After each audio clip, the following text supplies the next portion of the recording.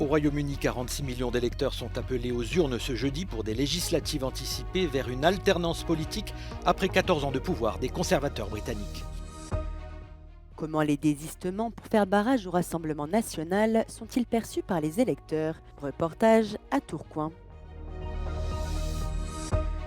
Après une performance ratée lors d'un débat contre Donald Trump, la santé du président américain inquiète, mais Joe Biden refuse de retirer sa candidature. Les pays nordiques de plus en plus prisés par les touristes, la plupart fuient les vagues de chaleur qui touchent le sud de l'Europe en été.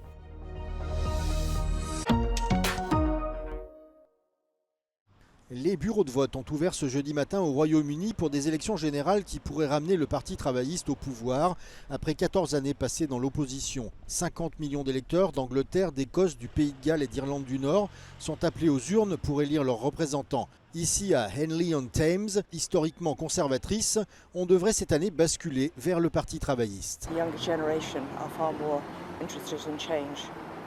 So I think whatever happens in Henley, in the country, there will be a big shift. But, you know, whoever gets in, they've got a heck of a job ahead of them. It's not going to be easy. Depuis des mois, les sondages d'opinion annoncent une large victoire du Parti travailliste au détriment des conservateurs. Ces derniers, emmenés par le Premier ministre Rishi Sunak, dont le siège de député ne tient qu'à un fil, se préparent à une défaite et ont passé les derniers jours à exhorter les électeurs à ne pas donner aux travaillistes une super majorité parlementaire. The Labour leader Sir Keir Starmer arriving to cast his ballot at this North London constituency. These polling stations will be open until around 10 p.m. tonight, and by that time we'll see the first exit poll with the first estimates of the results. Confirmed results will then roll in overnight, and by tomorrow morning we should have a clearer picture of who will become the next British Prime Minister. Ce sont les premières élections générales au Royaume-Uni depuis la sortie officielle du pays de l'Union européenne. 650 circonscriptions sont en jeu. Les députés seront élus pour les 5 prochaines années. Outre les deux grands partis, les libéraux-démocrates, les Verts et le parti Reform UK de Nigel Farage se disputeront également le soutien de la population.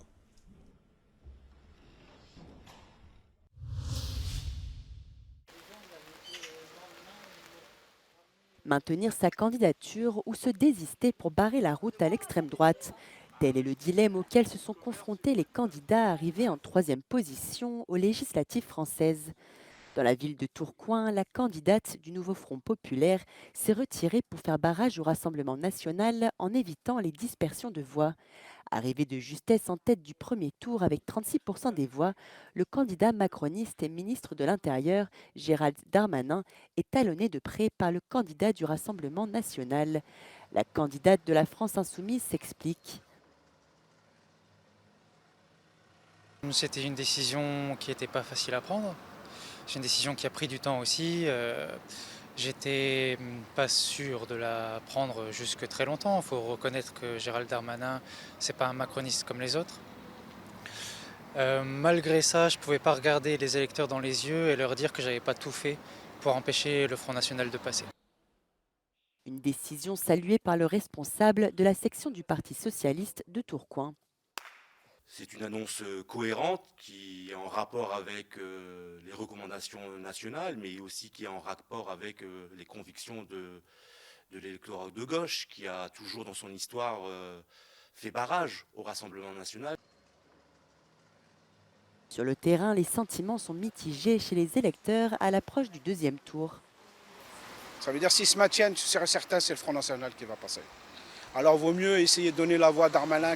Alors, au premier tour, j'ai voté gauche, histoire de faire barrage au Rassemblement national. Mais pour le 2e tour, j'hésiterai à voter Darmanin, en fait, pour quand même faire barrage au Rassemblement national, mais je vais quand même prendre en compte tout leur programme. Pour moi, ils ont peur du RN. Ils ont peur et ils veulent se défendre. Et dans tous les cas, ils y arriveront pas. La majorité l'emportera. On a vraiment l'impression qu'on est dans un monde politique où ça se joue entre eux. Et qu'en fait, nous, on a l'impression d'être en dehors du jeu. Vous voyez ce que je veux dire?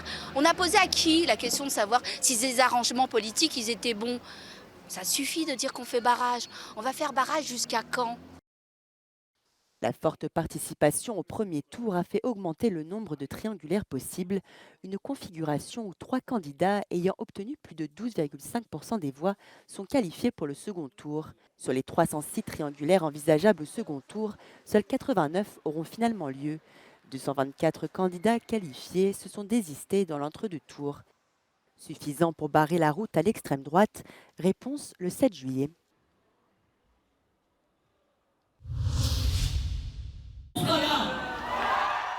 Des milliers de personnes se sont rassemblées mercredi à Paris pour dire non au Rassemblement national. De nombreux syndicats, des médias indépendants et des organisations citoyennes étaient présentes, appelant les électeurs à bloquer la montée de l'extrême droite pour le second tour des législatives prévues ce dimanche. De nombreuses personnalités redoutent qu'une victoire de l'extrême droite ne restreigne les libertés en raison des antécédents xénophobes et antisémites du parti de Jordan Bardella.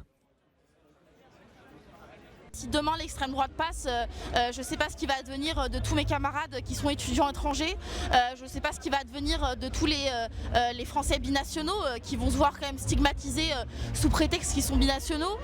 On ne sait pas ce qui va arriver aux personnes LGBT, aux personnes racisées, aux femmes aussi, parce que l'extrême droite c'est quand même les ennemis de toutes ces personnes-là.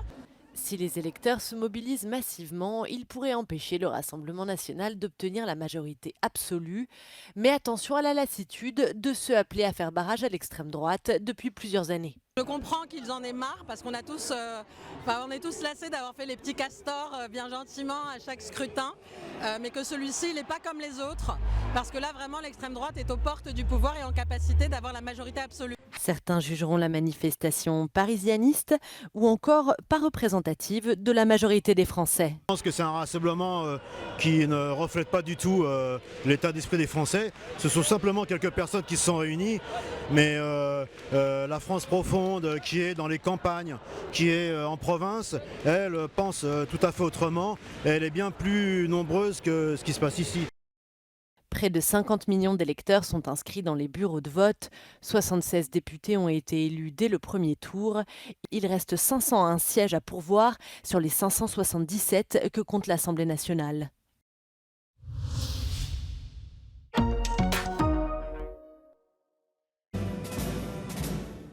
Joe Biden n'envisage absolument pas de retirer sa candidature et poursuit sa campagne. Ce recadrage de la Maison-Blanche intervient quelques jours après sa prestation ratée lors du débat contre Donald Trump, une performance qui a créé la panique parmi les électeurs démocrates, inquiets pour l'état de santé du président américain. I am feeling panicked. Certainly laying in my bed at night, overcome with fear. I do not think that Joe Biden is the best person to be running in this election. I don't know who that person is, but I don't feel confident in Joe Biden's ability to win this election, and that makes me very afraid. Dans le camp démocrate, après une rencontre à la Maison-Blanche avec Joe Biden, des élus tentent de rassurer sur l'état de santé du président américain. Fit for office. The president has three and a half years of delivering for us, going through what we've all been through. None of us are denying. Thursday night was a bad performance. It was a bad hit, if you will, on that. But it doesn't impact what I believe he's delivering. Certains s'interrogent quand même sur l'opportunité de changer de candidat. Plusieurs noms circulent pour remplacer Joe Biden, Kamala Harris, le gouverneur de Californie Gavin Newsom ou encore Michelle Obama. Joe Biden, 81 ans, est le président le plus âgé de l'histoire du pays. Les ministres de la Défense lituaniens et polonais veulent protéger la frontière orientale de l'Union européenne et des pays membres de l'OTAN. Ils ont visité la frontière avec le Bélarus, près de Vilnius. Le ministre lituanien a déclaré qu'un système de défense des frontières nécessiterait environ 600 millions d'euros sur une décennie.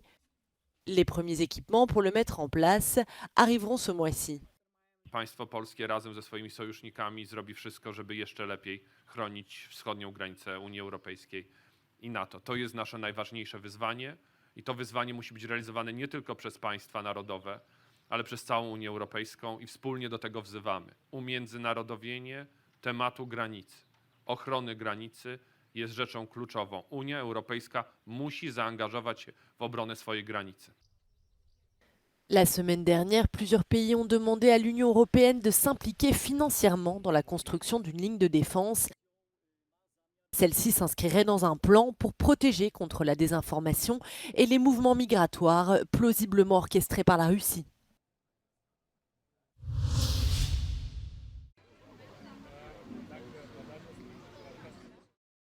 C'est une tendance qui s'impose toujours plus chaque année. En raison du réchauffement climatique et des vagues de chaleur insoutenables, les vacanciers se tournent vers des destinations plus fraîches. L'une d'entre elles est la Suède. We are several times in France and Spain, and it's very hot today. And this time we have said we go to the north. Avec des températures moyennes qui avoisinent les 17 degrés en juillet, ce pays nordique est réputé pour son atmosphère paisible et tranquille. La ville d'Ouméa est une des destinations les plus prisées. We bought a vacation home here and then we decided to sell our big house in Germany and move here. Germany is very crowded and the climate change, it gets warmer and warmer in Germany. We have over 40 degrees in the summer and here it's a little bit colder and it's nicer in the summer. La Suède connaît également une augmentation de l'acquisition de biens immobiliers par des acheteurs étrangers, un phénomène causé par la récente chute de la couronne suédoise et une envie croissante d'échapper aux effets du réchauffement climatique dans des régions plus au nord, selon les agents immobiliers.